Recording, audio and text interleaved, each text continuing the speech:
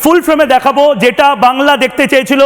মাঠ প্রদক্ষিণ করছে লিওনেল মেসি হায়দ্রাবাদে এই মুহূর্তে গোটা টিম সহ মাঠ প্রদক্ষিণ করছে লিওনেল মেসি। দেখুন এখানে কোনো নিরাপত্তার কোনো সমস্যা নেই, এখানেও ভিভিআইপি যারা তারা রয়েছেন, এখানেও সিআরপিএফ এর ভিভিআইপি প্রোটেক্টিদেরকে যেভাবে নিরাপত্তা দেওয়া হয়, অর্থাৎ ভারতের স্বরাষ্ট্রমন্ত্রী অমিত শাহকে যে নিরাপত্তা দেওয়া হয় এক্স্যাক্টলি সেই নিরাপত্তা এই যে কোট পরে যারা রয়েছেন। এবং দেখুন এখানে বলও খেলা হচ্ছে, ফুটবলও খেলা হচ্ছে, বাচ্চারাও রয়েছে এখানে। কিন্তু এই অসভ্যতা নেই যে অসভ্যতাটা শুধুমাত্র তৃণমূল শাসিত আমাদের রাজ্যে হয়ে গেল।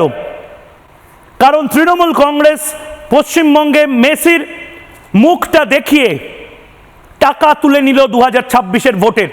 দেখুন লিওনেল মেসি এবং লিওনেল মেসির পায়ে বল, লিওনেল মেসির সঙ্গে হায়দ্রাবাদের বাচ্চারা খেলছে এবং সেখানে দেখুন স্পন্সররাও রয়েছেন, কিন্তু স্পন্সররা রয়েছে সেখানকার কেরালার অনেক সুপারস্টার এই মুহূর্তে আমরা দেখতে পাচ্ছি এবং তার পাশাপাশি বাচ্চার সাথে লিওনেল মেসি এই মুহূর্তে খেলছেন। লিওনেল মেসির পায়ে বল, লিওনেল মেসি থেকে বল এক এক করে বাকিদের কাছে যাচ্ছে।